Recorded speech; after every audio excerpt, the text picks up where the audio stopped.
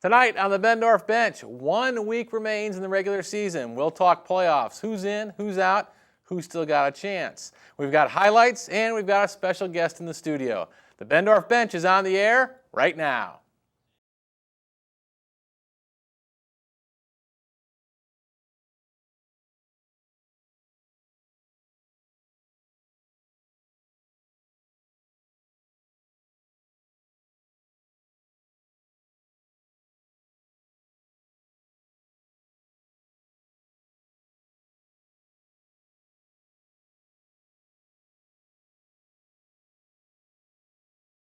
Football in Northern Virginia and featuring the Bendorf brothers. And again, this week we've only got one of them. Pete Bendorf's here, activities director at Madison High School. But he brought Johnny Ayers, quarterback for the Madison Warhawks. Thanks for coming out. No problem. Glad to be here. All right, we got a lot to talk about. But before we get started, let's take a little thank you look at our sponsors who make this show possible and support all the other shows we do here. Ford Quality Care, conveniently located in Fairfax. There's the phone number. If you can drive it on in there, they can take care of it for you. Also, we want to thank CCI Screen Printing. There's the phone number. If you got anything, t-shirts, sweatshirts, hats, you name it, they can print something on it for you. And, of course, Mr. Bendorf's favorite, the House of Pain, who's... Put a little attitude in your workout. There's the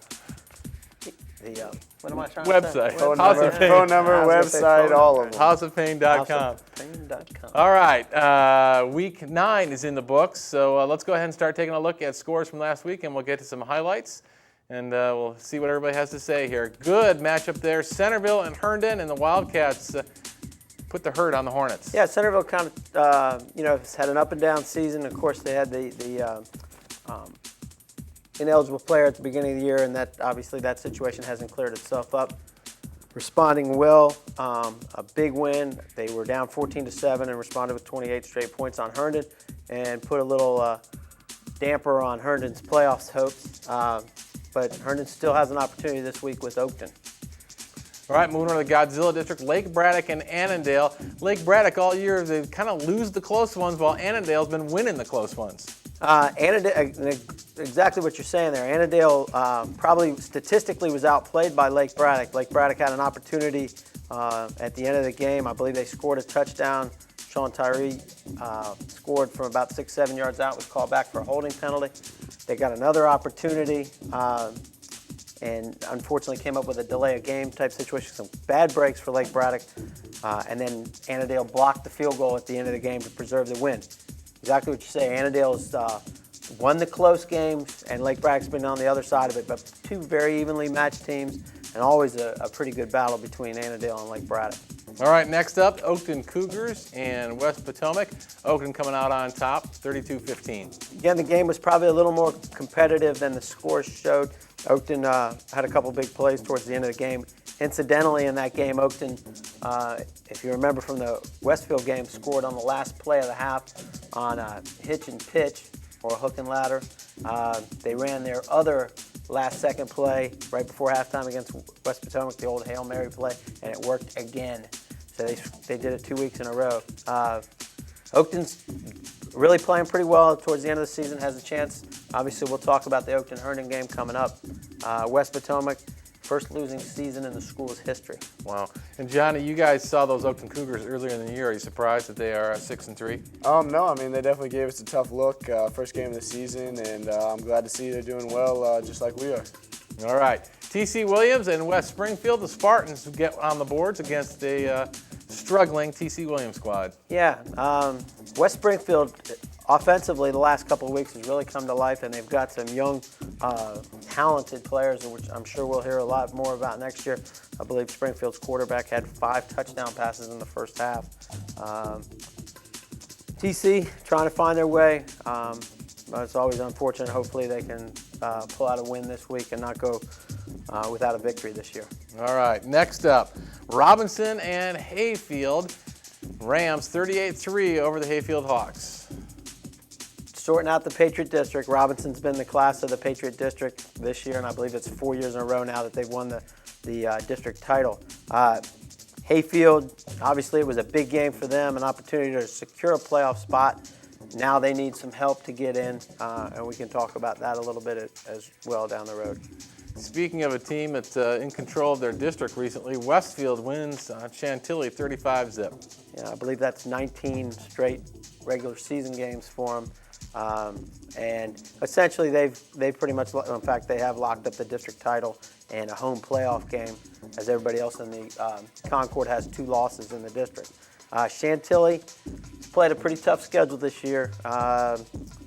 2 weeks ago they'd beaten Oakton and looked like they were in the driver's seat, and then they've had 2 tough losses, a loss to Herndon and now a loss to Westfield. And of course they play the Sully Bowl this week with Centerville, which will be a challenge for them. I'm sure they're trying to want to finish with a 6-4 record and knock off Centerville for the first time in a while. All right, you ready, Johnny? Here comes the most important game of the week. I don't know if we're going to go to highlights first here or the score first, but whatever you guys want to do, go ahead and throw it up there, and we'll follow your lead. Score first. You guys beat Fairfax 27-7. Yep, they were a tough game for us. The game was a little closer than the score shows, but they played very well, and our offensive line did a great job just helping us push the ball down the field. I know we had well over 200 yards rushing with Carl Gravett and Kelly Ginley and Joe Canova running the ball for us. Just give the credit to the offensive line for the game. We just, I think, physically just beat them up. All right, let's take a look at this game. Let's go ahead and go to the highlights. There we go. Go ahead and take us through it, guys. Carl Gravett on the inside sweep gets it down, scores 6 points for us. Here's us on defense, defending the pass, or trying to at least. And a number of guys in on the tackle there on the quarterback. All game long, the quarterback was kind of elusive of our tacklers. And here's Kelly Ginley on just a inside trap and finds a nice hole and gets us some yards.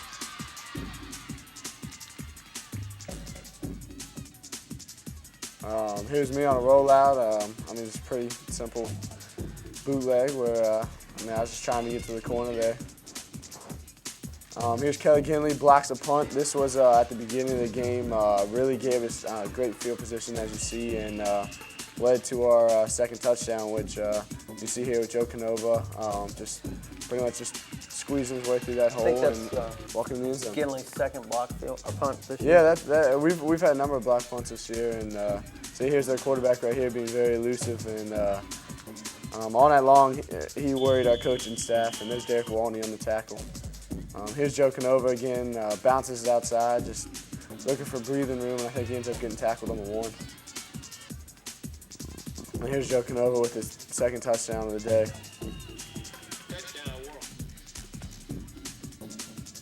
Here's Joe again, a nice run. As you can see, our line all day was just giving us great holes to work with, and almost made it easy for our running backs. And here's Justin Duncan, sophomore, ran the ball pretty well in the game. First time the coach was really giving him a look outside of practice, and he definitely came through and showed him some good stuff. So hopefully he can give us some help in the playoffs if something possibly happens to our running backs. So here's Justin Duncan again on a nice long run down the sideline in the fourth quarter, which kind of just sealed the game for us. What was that? A couple miscues with the second team. I'm sure the nerves were very high in the game. Here's their quarterback again, just giving us trouble. This is in the fourth quarter where they're basically just trying to do whatever they can to get back in the game. It's a good opportunity for some of the guys who second teamers at Madison to get some good playing time. You see a lot of clean white jerseys in there. Yeah, that's what I was a little mad at some of the guys right before halftime because I was trying to get some of these second teamers in because they just work hard all week and it's hard some of these close games where it's not just far enough apart where we can get them in there. All right, as we said, you guys come out victorious. Let's move on through the rest of these scores now. South Lake's on top of Marshall, 28-14. Marshall continues to trudge along. Yeah, we got Marshall this week, and hopefully we give them that big 0 for the season in the win column.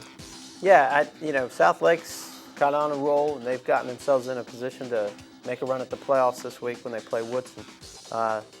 Yeah, Marshall, I'm not rooting for you this week, I can tell you that. I root for you most of the time, but not this week. All right, moving right along. Lee, who's locked up the Liberty District with a win over Langley, 35-12. Not so fast. Sorry. They've almost locked up the Liberty District. Yep. Lee's got to win this week to secure it. If they were to lose, it would be a co-district championship. Yep, with that's us. And what we're hoping. Rooting for Fairfax. These Warhawks are rooting for the Rebels this week. Talk a little bit about Lee and Langley. I mean, both of them are very, very large physical teams. Both of them gave us troubles up front. They both are very strong teams. Langley more with the size and Lee with the strength. I mean, Lee's got a four-man running back rotation, which is really demoralizing to us, which we have, I mean, 9 guys going both ways.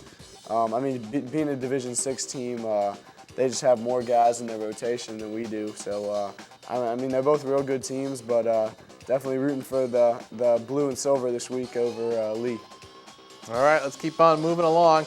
The Highlanders and the Cavaliers, and Woodson comes out on top. Important win for Woodson. They're 6-3, and they obviously play for an opportunity to get in the playoffs with South Lakes this week. And McLean has struggled similar to Marshall all year. In fact, their one win is against Marshall. Another school that's been having a great season, but kind of in the shadow of the undefeateds, Robinson and Westfield, is Yorktown at 8-1. Nice win over Edison. Yeah, they had two backs go over 200 yards in this game, and they've got the that 1-2 punch there, and they've been highly successful. Edison, team at midseason we thought had a chance, has had two tough losses back-to-back, really has taken them out of the playoffs. I believe they'd won the National District the last couple of years. Yorktown has kind of assumed their position atop the National District. They will probably go into the playoffs as the number 1 seed in the Division 5, and then it'll be kind of interesting from there. I love it when I make statements and you just look at me like, huh? Okay, and last, the Jefferson Colonials and the Mount Vernon Majors. Mount Vernon holding on there, 27-8. Yeah, actually, I think Mount Vernon is 6-3, if I'm not mistaken. I could be wrong. Jefferson, another team that played some good people early in the season. Westfield and a couple others like that had gone on to a little bit of a roll. Mount Vernon is classic Mount Vernon. Struggle out of the gates and then hit a stretch where they really start to play well. And Mount Vernon's probably the likely opponent for our Madison Warhawks in the first round of the playoffs. As we said, Week 9 is in the books, and playoffs are looming after this final week. Who's in and who's out right now? Well, taking a look at Division 5, we talked about Yorktown, who's going to win the National District. So they'll go in as an automatic and a number 1 seed, assuming that Madison and Mount Vernon both win their games, which they should do. Madison would go in as a 2 seed and Mount Vernon the 3 seed. The final spot will come down, and it's kind of neat because it is the two teams are playing each other, Woodson and South Lakes, and the winner of that game should be the 4 seed. There's some things that could happen, some other games where maybe an upset here or there could affect the seeding, but 4 of those 5 teams, the 4 of them will make the playoffs. The Division 6 is relatively clear. Obviously, the first 2 seeds are in, which is Robinson and Westfield being the number 1 seed, having gone through the Concord District, has accumulated more power points. The 3rd seed is likely Lee, assuming that they win and beat Fairfax, they would get an automatic bid. If they don't win, then they go into the at-large pool, and it would be difficult for Lee probably to out-power point either Hayfield, Herndon, or Oakton. They trail all 3 of those schools at this point power rating, and that's because they play Division 5 teams, so you get less power points for that. Essentially, the 4th spot in Division 6 comes down to this. Hayfield plays T.C. Williams, which assuming they will win. PowerPoint-wise, since TC doesn't have any wins, it's not going to help them out that much. That's going to hurt their power rating a little bit. If Herndon beats Oakton, they're automatically in no matter what Hayfield does. If Oakton beats Herndon, it's going to come down to power points. And the best I can figure at this point, assuming things go the way you would think they'd go, and that means there's no upsets, Oakton probably would out-power point Hayfield by a point or 2. So that'll come down to the wire there if Oakton wins. And Hayfield doesn't play till Saturday because they're playing over at TC. So we'll know sometime Saturday afternoon who the 4 Division 6 teams are. Now, we've been discussing this whole new PowerPoint system that's gone into effect this year. Has it served what we wanted it to do? I think so. I've been kind of trying to keep an eye on it and see how it rates out. It has, the teams that have played a little more challenging schedule, it's helped them to a degree. Woodson and South Lakes are classic examples. South Lakes has 4 losses, and they're still very close to Woodson, who has 3 losses. So that's an example of playing a tougher schedule. You can benefit from it. But again, winning is the key. Obviously, the more wins you have, the better chance you have of getting in. All right. You about ready to start talking now? I'm ready when you are, man. Okay, Johnny Ayers, this is your life. So you're on the football team, basketball team, baseball team state champs, correct? Yep, sophomore year. And so now you're really in a leadership type position with all these teams, being a senior. Do you look at it? Do you look at yourself as I'm a leader of all these teams, or is it just kind of work out that way that these guys are looking up to you? It just seems that that's basically what it seems like. All these guys are just looking up to me, and based on my seniority and my play on the field, I've kind of been thrown in the leadership role, being on most of these varsity teams for 4 years, and it's something I enjoy doing. I love playing the game, so not only do I have the emotional aspect of it, but there's also amount of caring about the game and caring about these other kids, and I know how a lot of them feel being the young kid on the team. So some of the guys, I try and help them out and get them through rough spots with the coaches about not playing, and I let them know their time will come. All right. Of those 3 sports, what's your favorite? I'd say basketball's my favorite. Real competitive guy, so I think that's the most one-on-one competitive natured game.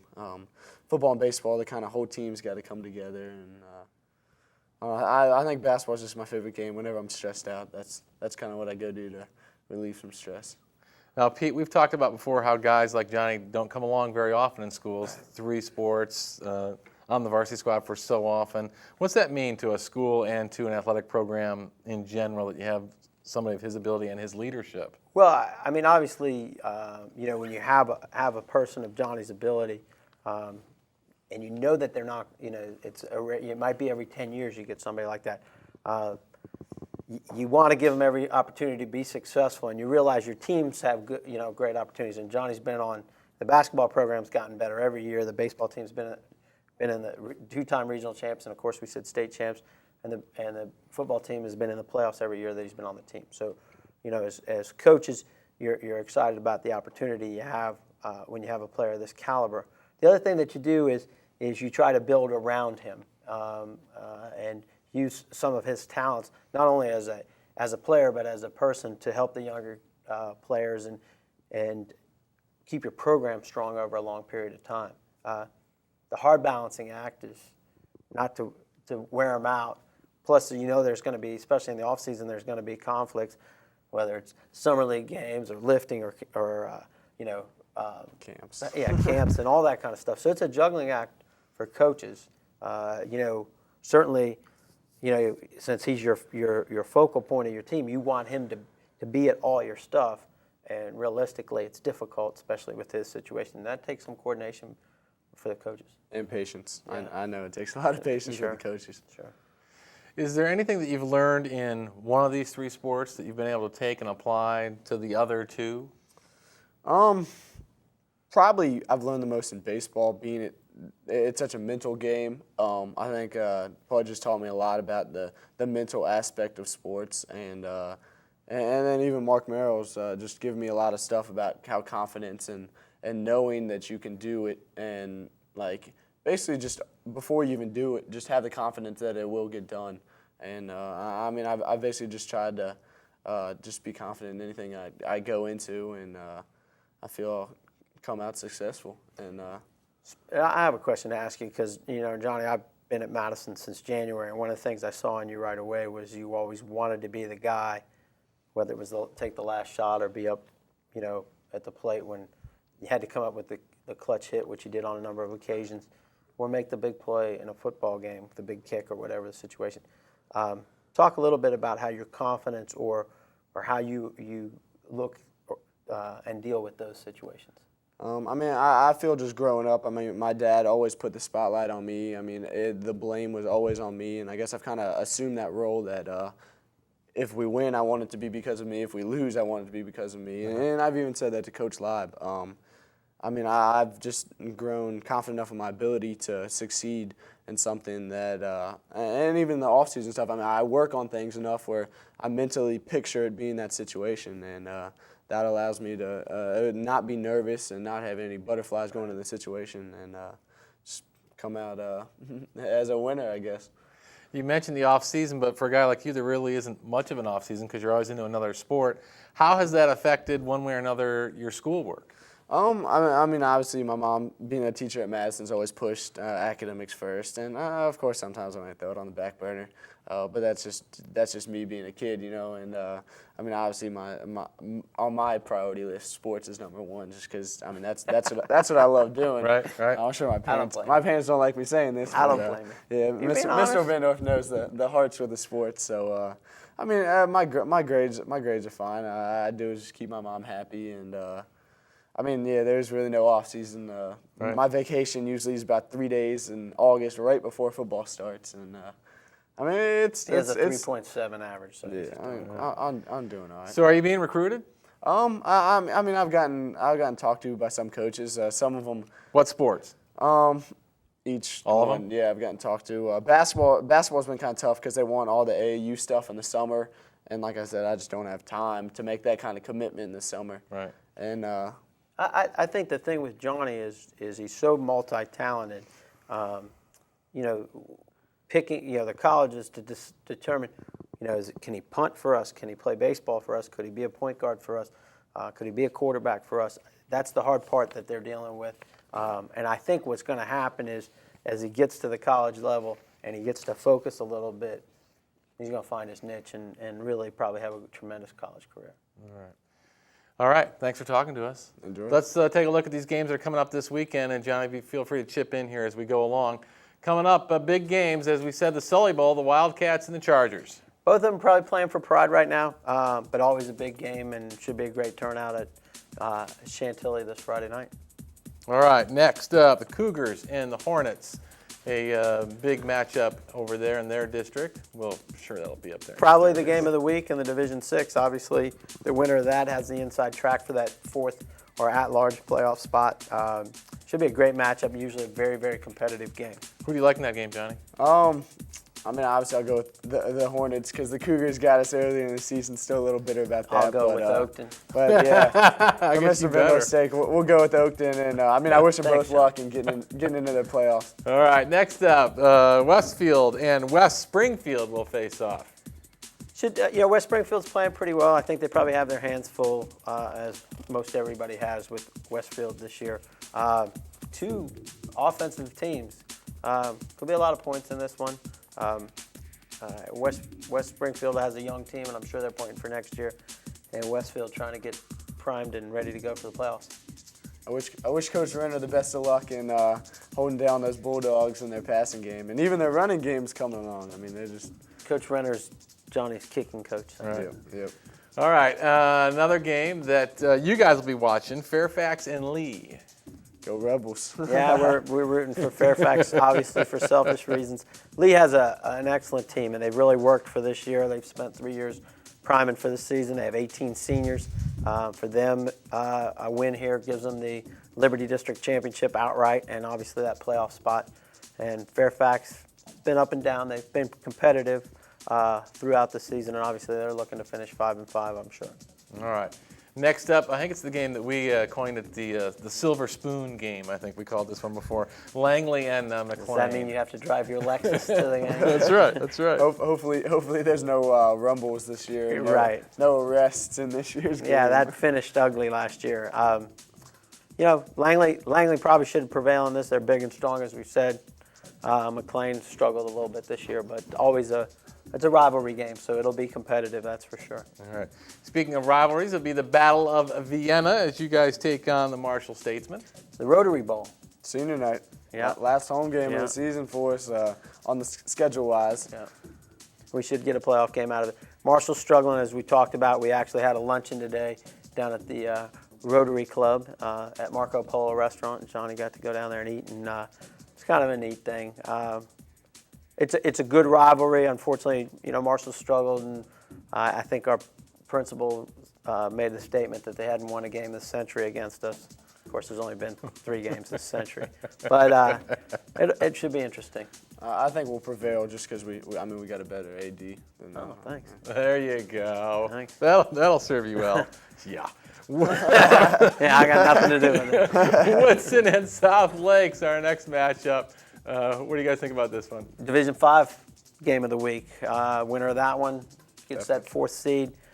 Johnny, what do you think is going to happen? I think South Lake's got a great running back, great quarterback, and a great receiver in Garrett Gray. I think they can, athletic-wise, they can serve as a problem to the Cavaliers, who have a hurt quarterback, and I know even their running back went up limp during our game. So, Woodson's strength is their defense, though. They're pretty good defensively, so it'll be a good match. That game will be, and incidentally, it's a repeat of last year's regional championship game. Mm-hmm. So I'm sure that Woodson's searching for revenge, and South Lakes wants to get in the playoffs. All right, next up, Robinson and Annandale. And I'm sure if your brother Mark was here, he'd be telling us he's a little leery of this Annandale team. They play hard, and I saw a little bit of them on tape. Typical Dick Adams team. They block as well as anybody. It'll be a fight. And Annandale's always plays Robinson pretty tough, and I think if you looked over the past couple of years, any Patriot District games that Robinson's lost, I think a couple of them have been to Annandale.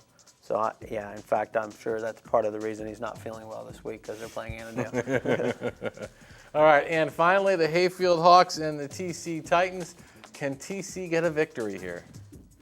Sure, it's possible. Hayfield's played pretty well all season. They lost to Robinson last week, who obviously is, one of the top teams. And for Hayfield, it's a must-win to keep their playoff hopes alive. All right. That'll do it for all the games that we're going to take a look at this coming up week. I think that'll about do it for this week. Thanks for being here, John. Yes, I appreciate you inviting me onto the show. Did you have a good time? I had a very good time. All right, you're coming back then. Okay. Next time he doesn't come back, you can come I'll back. be here anytime his brother calls in sick. In fact, we're going to call it the Johnny Ayers bench. There you go. I don't see the bench much though, so it's. Well, you got to get the tapes. Okay. All right, we want to remind you about the other programs Fairfax Sports Network puts on the air here for you. Fairfax Sports Report, Thursdays at 8, Fridays at 12:30, right here on Channel 10. All the local sports writers, they talk about all the stuff that we don't cover. And of course, the Bendorf Bench will be back next week after we wrap up the regular season, and then we'll really talk about what to look forward to in the playoff picture. Don't forget, our website is fairfaxsportsnetwork.com. Any information you need to know about all the shows here, that's the place to go for it. And I think that'll do it. Thanks, guys. Yep. Thanks for tuning in. Until next Wednesday night, good night.